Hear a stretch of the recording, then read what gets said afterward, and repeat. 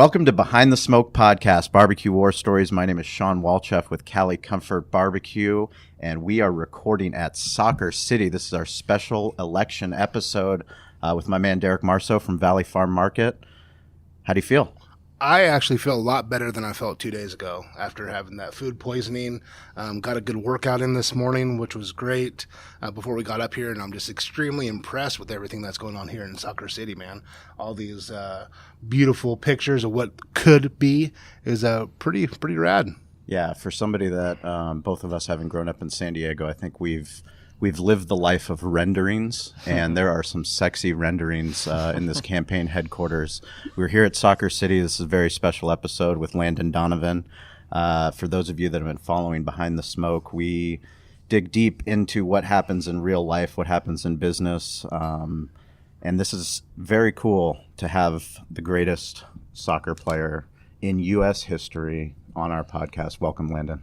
That's a nice intro. It depends on who you're asking. I guess. Right. My mom would agree with that. According to Derek and I, it's you're the greatest. So I appreciate you're that. the GOAT. You're the GOAT emoji. It's subjective, and we think it, so here, that's all that matters. So it's objective. Yeah. Okay. Absolutely. Thank you. So tell us about Soccer City, how you got involved. So about 2 years ago, I met with Mike Stone and Nick Stone, who are not related. Mike Stone is the principal investor behind Soccer City, and Nick Stone is the project manager. And I had just moved to San Diego with my wife. My wife grew up in Rancho Santa Fe. And they asked me if I wanted to be part of this project. And I was excited at first because the prospect of bringing a Major League Soccer team to San Diego was exciting, my new home.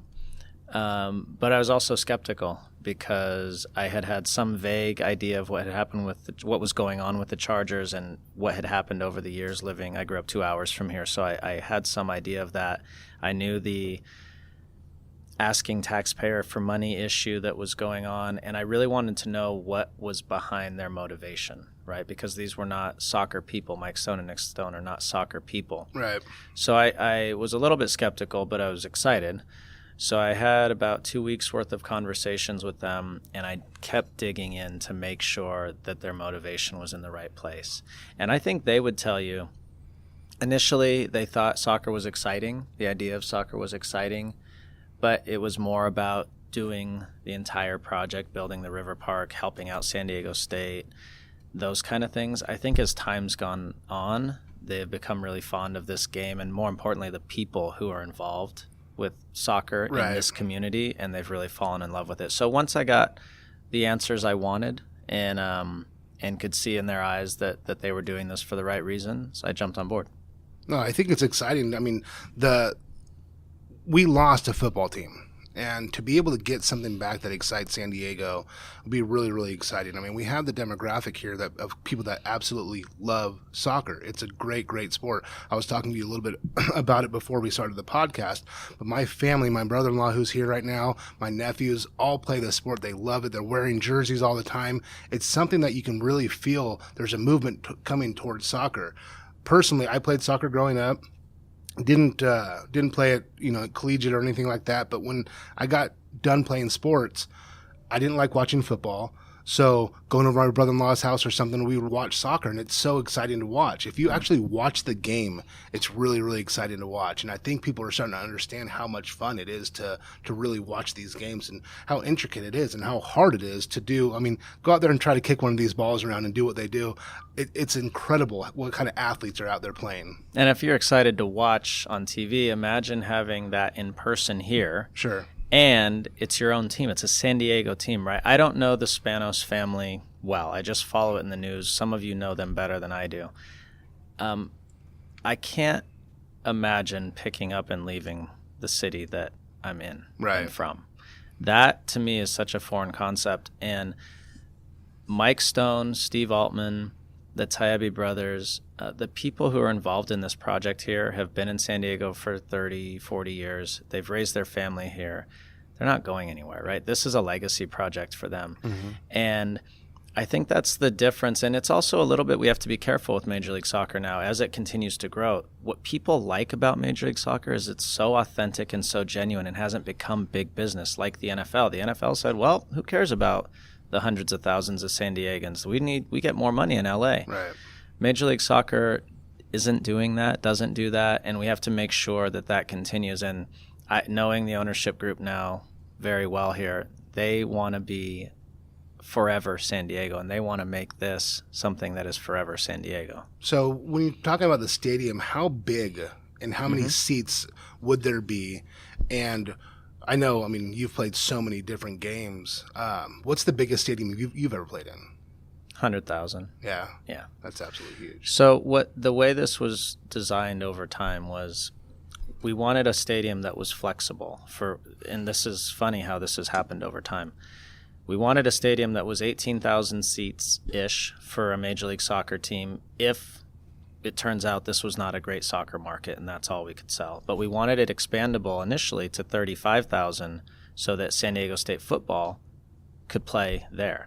Now, over the last 2.5 years that I've been here, San Diego State football's attendance has declined, and Major League Soccer attendance throughout the country is skyrocketing on a rocket ship up. So the irony in all that is we would end up wanting the 35,000 seats, and I think San Diego State would be happier with 25,000 based on what their attendance is these days. So that's the way it's evolved over time.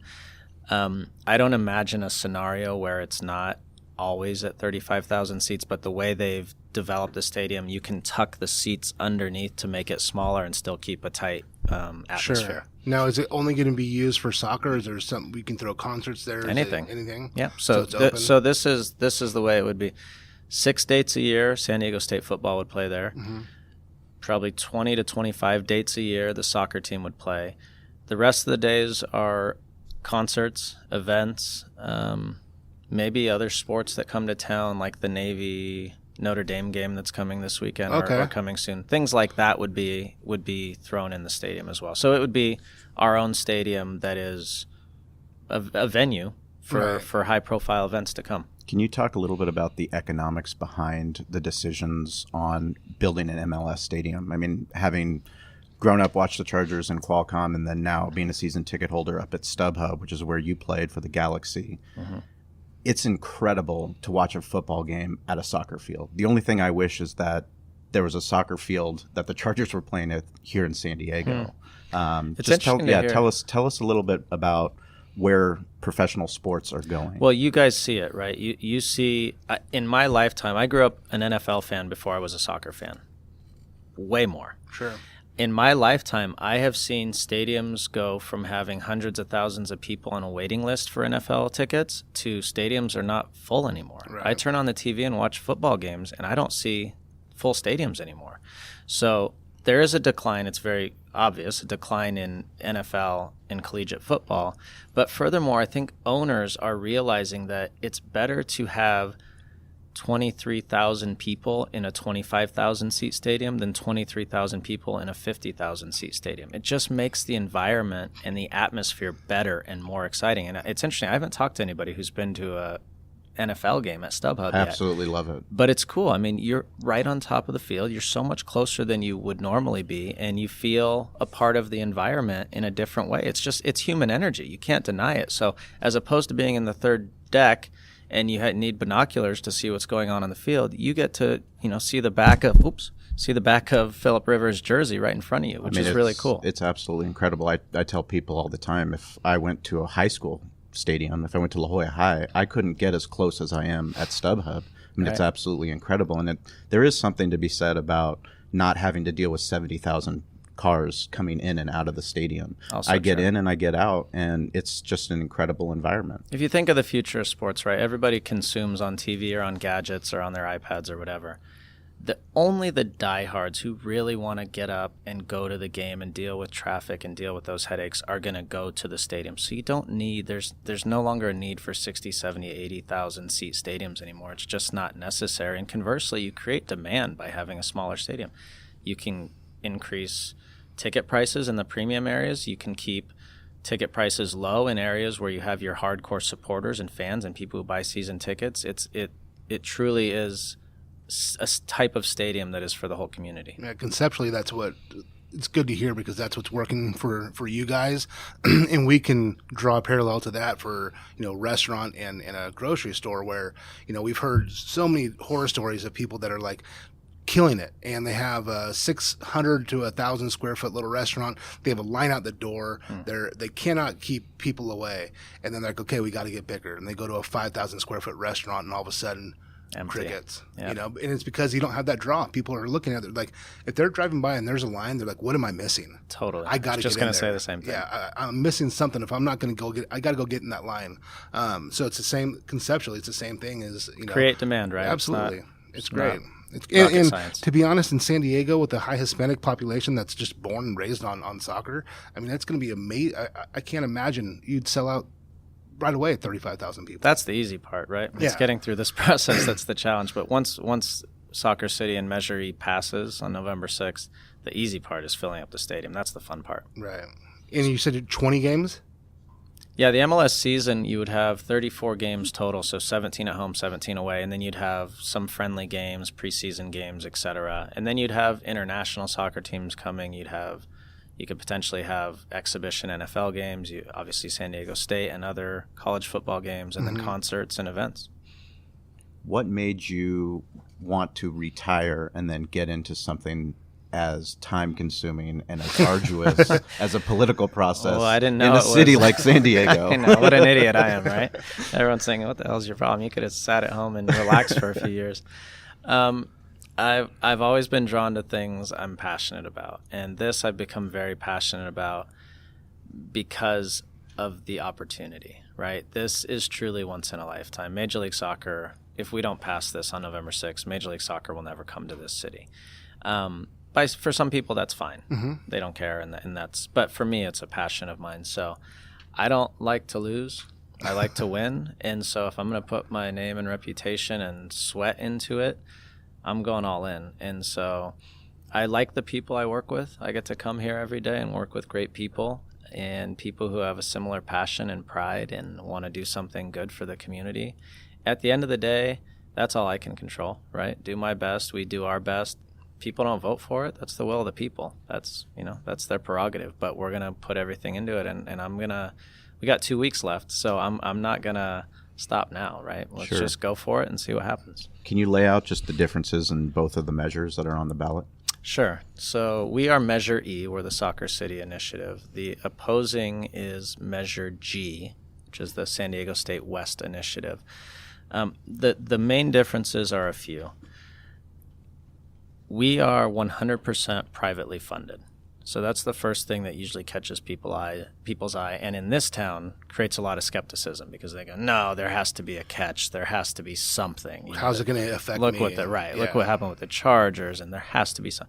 So part of our challenge has been every day convincing people through messaging and conversations. We are 100% privately funded in every way. You will never pay a penny of your taxpayer money. Not existing taxpayer money, not future taxpayer money, never, ever. The people behind our project said that was their number one prerogative from day one. We are never asking people to pay a penny. Conversely, on the San Diego State side, they will use existing bonds and they will use bonds to fund their stadium and their development. They will use existing tax money to fund their stadium and development. What they want to be is basically a college campus, and what we want to be is a sports, entertainment, and educational hub. We want all of that. So we provide exactly what they provide. We just also have a Major League Soccer team. We build a river park, which they don't. We build a sports and entertainment district. And then the other piece of the funding, the financial piece, is because we are leasing the land, we will be paying property tax into the city coffers every year. And a large percentage of that goes to our schools, our roads, our firefighters, our police fighters, our police officers, etc. So we will be paying property tax into the coffers of the city that the city can benefit from. So it's got to be a lot of money for that tax revenue coming in annually, right? A lot of money. Yeah. Tens of millions of dollars annually, which this city desperately needs. The other side, because they are the university, they pay something that's called possessory interest tax, which is different than property tax. It's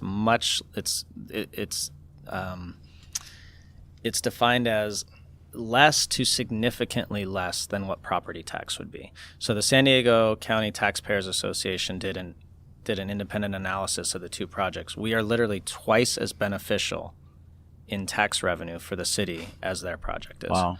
So that is it's $400 million versus $200 million. So we are significantly better for the city. And those are sort of the main differences. We both provide a new stadium for the Aztec football. We both provide the 35 acres that the university has stated they need to expand their campus. We just are better financially, and we're a lot more fun. Yeah. And the last piece I should say is I like that. It's a lot more fun. we are. I mean, Straight up, right? Would you guys go walk around a college campus? No. Probably not. Who's would listening? you go to a sports and Who's listening? Would you go to a sports and entertainment district and hang out and absolutely. have beers and have Cali Comfort barbecue and, Yeah. and hang out? So that's but the other piece is we're also faster. The way their initiative is written, they have to go through 2 sequel reviews, That's actually a good point. which would take our best bet is a decade to 15 years before they even start doing anything on the site. We will start immediately because we've already done all of our reviews and done all of our paperwork needed. So we would start immediately. And the reason that's significant is, one, you don't want to look at that place for another 15 years. You want to get started now. But we are paying as taxpayers $6 million a year to subsidize SDCCU Stadium. It's costing us $6 million because it's such an old piece of junk. Yeah. So I don't we're think paying Jay-Z, I don't $6 think million Jay-Z a and year. Beyonce are coming back. Correct. Right. So that's why pretty that's bad. significant. So we're fun, we're faster, and we're free. That's amazing. I mean, it sounds like a no-brainer. I mean, how expensive is this for you guys to build? That's a good question. I'm guessing $500 million to $1 billion before. And another difference. Sorry, we're contrasting here, but it's important. So again, 100% privately funded means we are taking all the risk, right? So we spend $500 million. Nobody shows up to the stadium. Nobody buys the housing. Nobody goes to the retail or the restaurants. That's on us. We lose the money. On the other side, Measure G, the SDSU West proposal, they are getting hedged by student fees, taxpayer money, and potential tuition hikes. So if something goes wrong with their project, if they don't meet all the timelines they need, the way that gets paid for is taxpayers, student fees going up, and tuition going. There's no one team or person on the hook for all that financial risk, and that's a big difference. Now, their project may go exactly according to plan, and it may not come into play, but there is significant risk involved. I think it's something that's very important to talk about because as somebody that participated in the Save Our Bolts movement, that campaigned for C to get a football stadium built, as somebody that loves what AEG, Anschultz Entertainment Group, does up at Staples Center and building these sports entertainment districts. I mean, it creates such an incredible, vibrant part to an economy, something that watching what Petco Park did for downtown. And it gets brushed aside so easily here in San Diego. What are the things that you guys are fighting, as you've been campaigning, kind of educating? Because you go out and educate every single day, and that's part of something I've heard you on Scott and BR. I've heard you on doing multiple, interviews. It's very important for you to actually talk to real people. Why is that? Well, because we win on the facts. Our facts win all day, every day on the economy, on how it's fun, how it's faster than they are, how it's just better for every San Diegan than the other side is. So we have to continually educate. What we don't have, unfortunately, is we don't have the what I consider the illegal use of the SDSU name in their initiative. But we also don't have the political tie-ins that the other side has. The political people on the other side of the aisle have been in politics for 30, 40, 50 years here, and they're cashing in all those political chips now because they desperately want to win this. And they are too developers, and they want to get a piece of this land so they can profit from it. For us, we don't play that game. We never have. None of our team have ever been in politics. We don't have these deep relationships, or we haven't contributed to people's campaigns who can now endorse us. We don't have those type of relationships. So we have to win on the facts, and we have to educate people.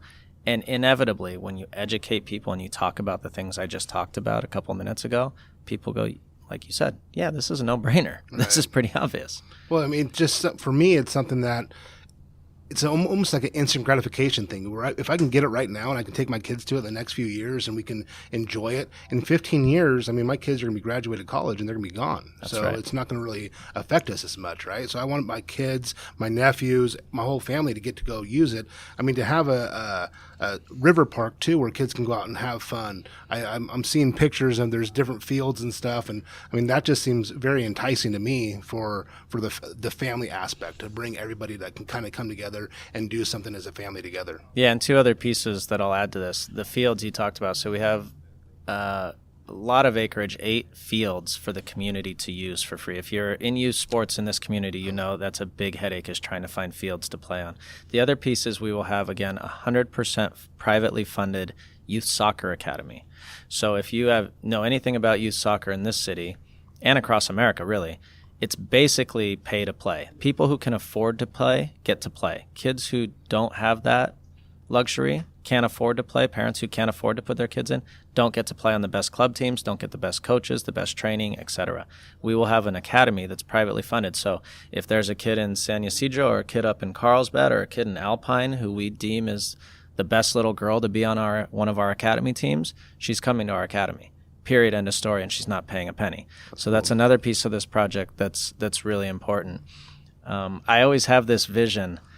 Sometimes I have this dream at night where I wake up on a Saturday morning. I have 2 little boys and a girl on the way, and we go to the river park. We hang out all morning at the river park. We're walking around. We go have something to eat at lunch, hang out in the afternoon, walk around. Maybe there's a concert out in the park somewhere, and then we go to an SDSU football game at night, watch the Aztecs win a game, stay in a hotel there on the property, wake up in the morning, have breakfast, and march with all the MLS fans to an MLS game and watch our MLS team win. And then we drive home at night. We just had a whole weekend here enjoying San Diego. That's so incredible. Yeah, I think, and people can even fly in to do that. I mean, they will. A destination. Well, think about, I went to Vegas last year for a Vegas Knights game against the Oilers.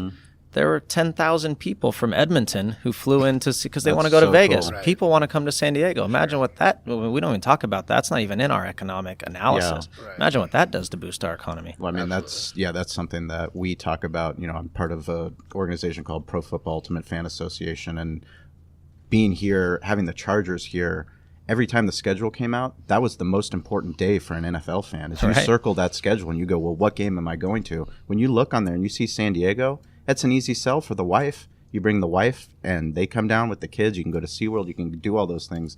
And exactly what you're saying about River Park. I mean, youth sports are so important to Derek and myself. That's how our friendship started. That's why we got into business together.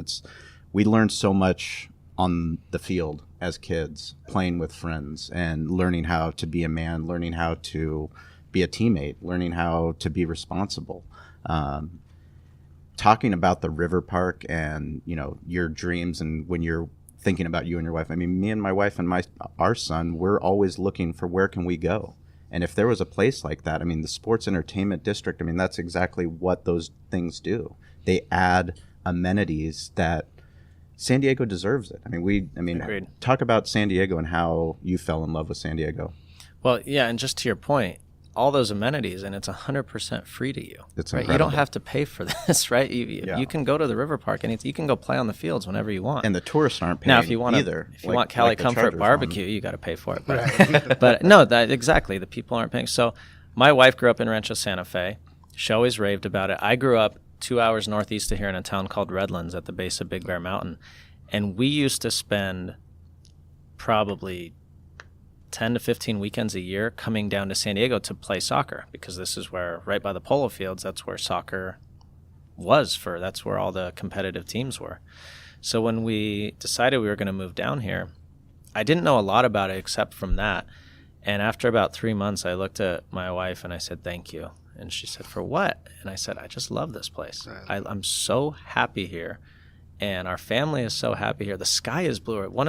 I told her one of the first days we were here, I said, is the sky bluer? What is going on? She said, well, you lived in LA for 10 years. So yeah, the sky's bluer. I said, I just don't get it. How's the sky bluer? She said, it's just bluer. So I just love it here. I'm excited and proud that I get to raise my family here.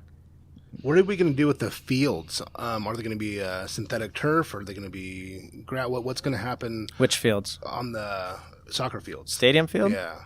No, grass. Grass? Yeah, if Anyone tries to run the turf concept by me, they're going to get shut down pretty quickly.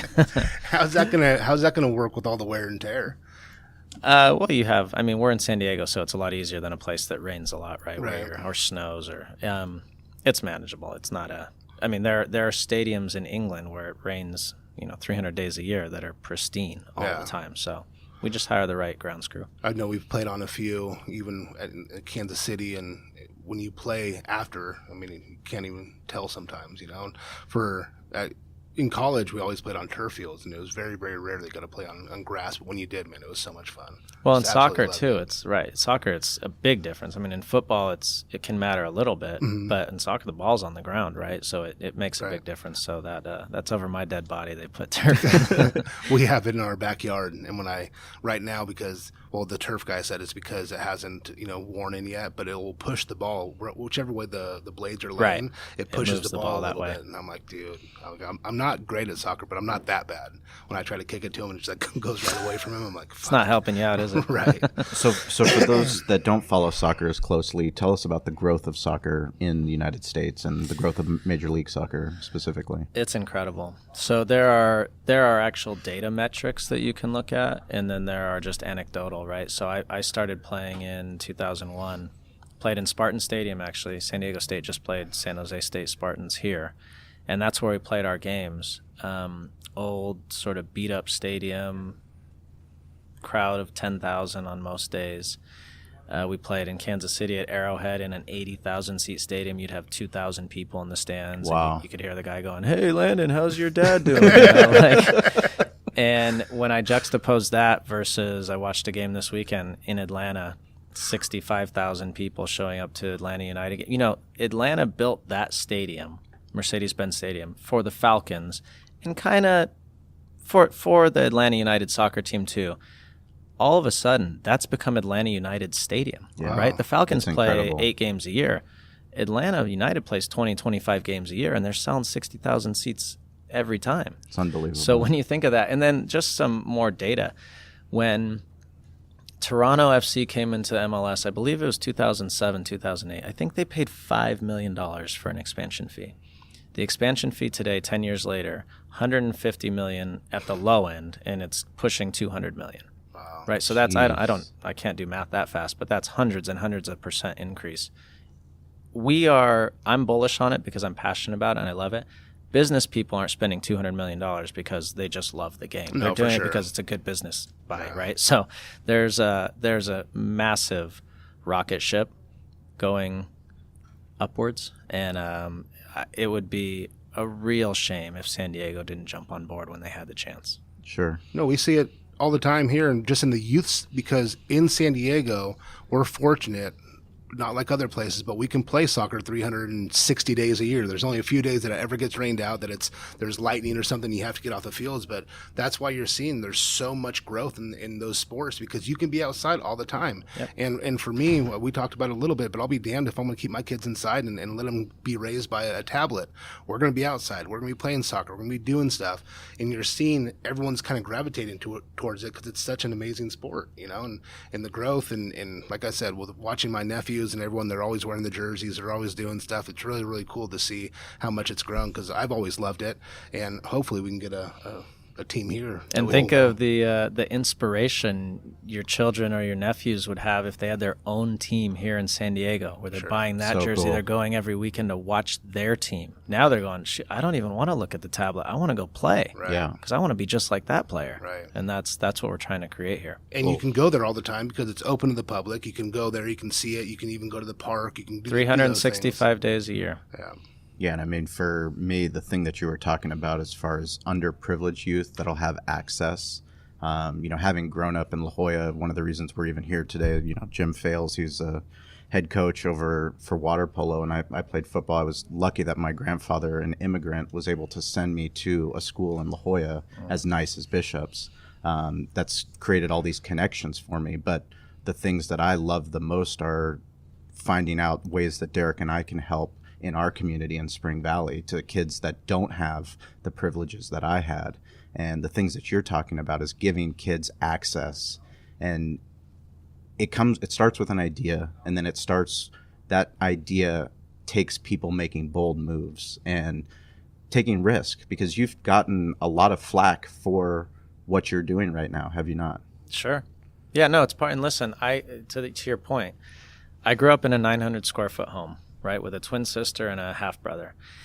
I had zero chance of playing for a prestigious club soccer team. My mom could not afford $200, much less $2,000 a year to have me play soccer. There was no way. It was never happening. I was fortunate to have somebody pay for me, would drive 45 minutes to pick me up, 45 minutes to take me to practice, 45 minutes back out to drive me home, and drive back 45 minutes to get to their house. So I was fortunate to have that. Having the ability now to say, hey, Susie from Carlsbad, we know you can't afford to pay $3,000 a year to play for one of the club teams here, but you're a really good player. We like your attitude, your determination.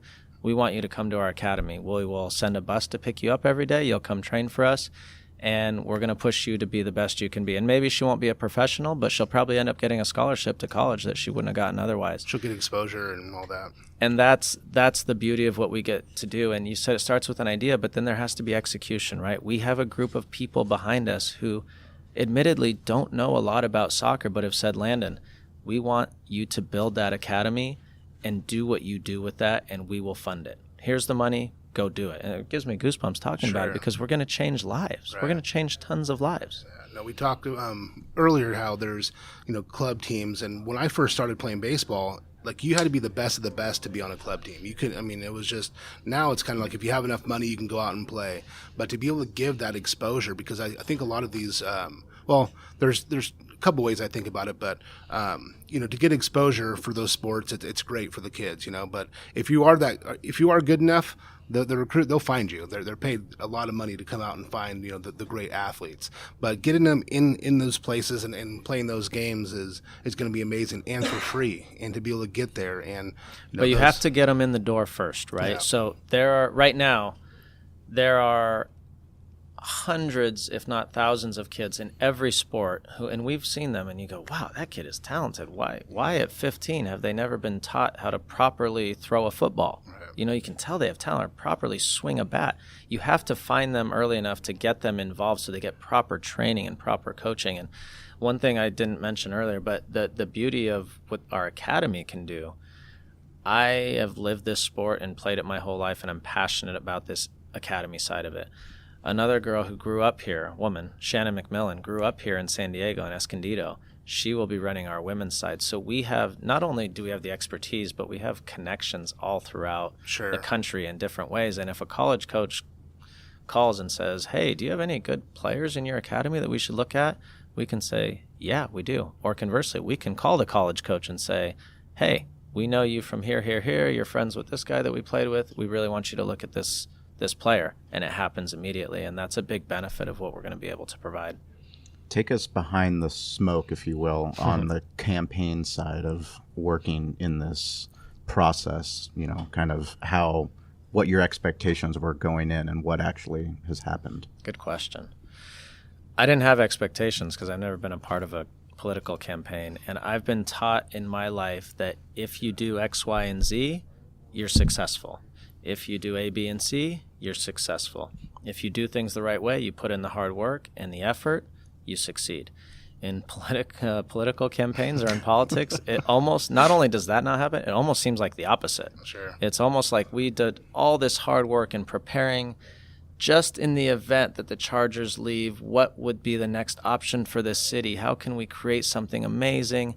All this work, thousands of pages of an initiative, millions of dollars spent to do something that we thought was great for the community, and then all of a sudden a group of political insiders and developers on the other side, spend a couple weeks and put 13 pages together and get all their buddies to endorse them, and you're fighting against this establishment, sure. Right? So it's been a really tricky process to navigate, but in the end, you have to believe in what you're doing, and every day I come in here and I go, this is the right thing for San Diego. I can step back and look at it objectively and say, this is the right thing for San Diego. There are a lot of days where you want to bang your head in the wall and just say, what am I doing? But you, like you said earlier, you got to stand for something, and you gotta get off the fence and say, this is what I'm for, and this is what's right, and I'm gonna do I'm going to do everything I can to do what's right. So you got 2 weeks left. Yep. What's the biggest push? What are if you had bullet points on what's the biggest thing we want to get across? So what we are doing is we are trying to affect people in every way, right? We've spent a lot of time and money putting out good TV ads that are informative.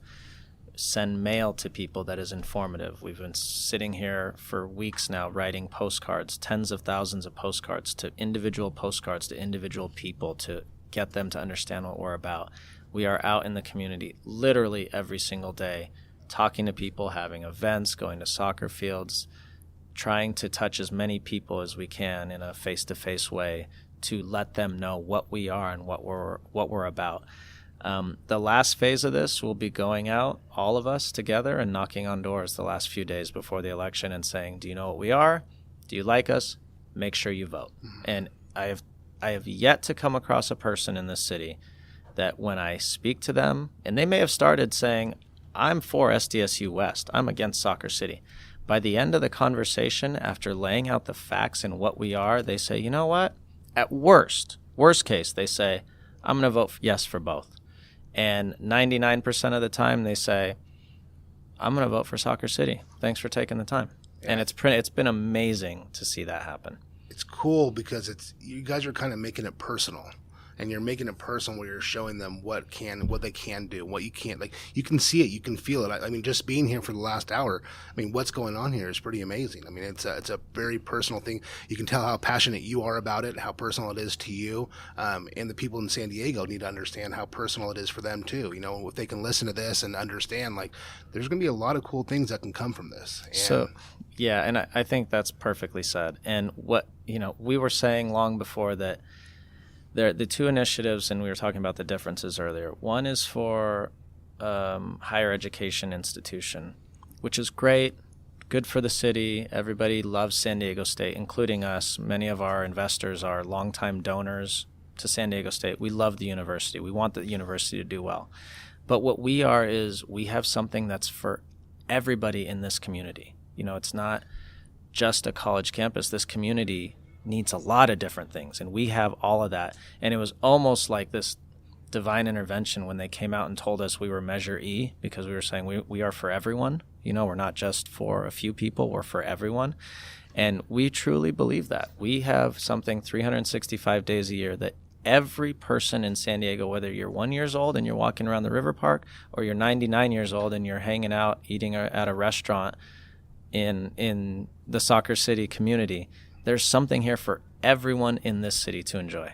And it's privately financed. And you don't have to pay for it. Yes. Right. This is if you just took the names of the initiatives out and put them side by side and asked someone to sort of do a, not blind taste test, but a taste test of the two, they would say this is an absolute no-brainer, right? Unfortunately, the politics get in the way, and so we find ourselves in a fight. But we believe in what we're doing. Yeah, I think that's important because it is very intimidating. I mean, just bringing my pamphlet that I got in the mail for the vote, it's a big initiative, but you need to put that detail in there so you let people know that you actually do have a plan. That's right. So you do have a plan, and it's put up next against SDSU West, who also has a plan, but their plan isn't as detailed as yours. Well, their plan is basically give us the land and we'll figure out what to do with it in the future. And San Diego doesn't figure out anything on its own. Not only San Diego, but some of the people behind the initiative have played that card a few times in the past, and it's been really bad for the city of San Diego. And so we believe that having an actual plan that details everything specifically is the right way to do it. And what would you say to people that are listening that aren't able to vote in this, that might be listening around the world, about believing in something and actually following up? And you're putting yourself out there, you're putting your family out there, you're campaigning for something that you believe in. Well, I think we've all learned a lot in this country in the last few years, and whether you love or hate Trump and the president and that administration, what it's done is it's made people wake up and say, you know what, if I want to make a difference, I need to do something about it. And that's been the biggest benefit, I think, of all of this, is people are standing up and saying, I need to be for something and be proud of. Now, unfortunately, we take it to the extreme where everyone digs in on a side and doesn't listen anymore and isn't open-minded. But at least we get people engaged and caring. And I've enjoyed it. I mean, I soccer used to be about, if I don't win the championship, I'm so disappointed. And then I got to a point later in my career where I said, as long as I play as well as I can play every day and do my absolute best, you can't always control the results. So just do and I lost a championship in 2009 and I was devastated for like a few hours. And then I sat there and I said, I gave everything I had. Right. What else are you going to do? And that's the way I feel about this process. And I do believe that when you do approach things that way, more often than not, you're successful. That's great. So it passes. Mm-hmm. When you break ground, when's it done? Mm-hmm. Like, what are we're talking 2 years when it's finally done, 3 years, or is it like faster than that? So the beauty of this process is that we've been sued a few times now. One by the welcome to San Diego. One by the city attorney, ironically, trying to get us kicked off the ballot. But she failed in that endeavor, and so we have already been sued and passed with flying colors. We will probably get sued still by somebody, some way, somehow. So that will be a little piece of it, but we can start, because of all the planning and work we've done in our initiative, we can start almost immediately, certainly in 2019. We have to basically have a stadium built by 2021, 2022 at the latest, so that we can house our MLS team. Gotcha. And meanwhile, we want SDSU football to have a place to play quickly as well. We don't want them continuing to play at SDCCU Stadium. It's not good for anybody. No, that's absolutely true. Yeah, I didn't even think about where they were going to play. Yeah. While that happened. I'm sure they have. Yeah. Yeah, that's not good. So where can people go to get more information? So you can go to our Soccer City website. We are very responsive on Instagram, Twitter, Facebook, etc. If people want to help out, want to volunteer, we've got 2 weeks left, so they can email us at info@soccercitysd.com and come be part of the party. I mean, when we are here every day, we see people so excited and passionate, and when I see the other side having press conferences and it's like 6 or 7 people and it's always the same people, you can tell that we are sort of for the people, and Sure. You can see people getting excited about that. I guess the last thing, if people want to come help us door knock, we are door knocking, and the way we are incentivizing people is, one, we'll pay them to come door knock with us, but two, and for me more importantly, if they door knock with us 3 out of the 4 days, we're giving them a season ticket to our inaugural season. Wow. So there'll only be so That's many rad. people that ever have a first season ticket for an MLS season or a pro sports season, and they have that opportunity. One last question I have. What are they going to do, or what's your guys' plan for traffic? Mm-hmm. Because that's going to be a big issue, because it's already so fucking congested down there, right? Mm-hmm. It's already pretty pretty gnarly. bad. So it's like Yep. bringing something so big and have so much traffic down there all the time. What do you do? Good question. So another big difference in the two initiatives. In the SDSU West initiative, they have no plan for traffic. They basically say, we will deal with it in the future, which is, again, a plan to plan, but I don't really trust anybody when they say things like that. Right. We have, in our initiative, we are committed to $50 million of traffic mitigation in and around the site. So we will expand roads. We will add new roads. We will do what is needed to mitigate for the traffic. Now, the other piece of our plan that people forget about, and you can't really quantify, as you know, that site is right along the trolley stop, right? What we have intentionally done, and we took this from the Mission Valley Planning Group, what we've intentionally done is we're building a place where people can live. There will be housing, condos, etc. They can work there. There will be office spaces. There will be restaurants where people can work, bars, etc. And you can play there. You can go walk. So there are a lot of people who will live there that have no need to come there on game days. The only thing they would be doing is maybe be leaving, so they aren't involved in whatever commotion is there if they don't want to be involved in it. But there will be significantly less people there from outside and significantly less traffic because of that. And you can't put that into an analysis because it's just not, you don't know what those numbers are going to be. But we are spending $50 million to mitigate the traffic while the other side is doing zero. That's awesome. There are 2 links that we're going to put in the show notes. Everything we talked about today will be in the show notes. But you did a podcast with Scott Kaplan on his solo podcast. Incredible.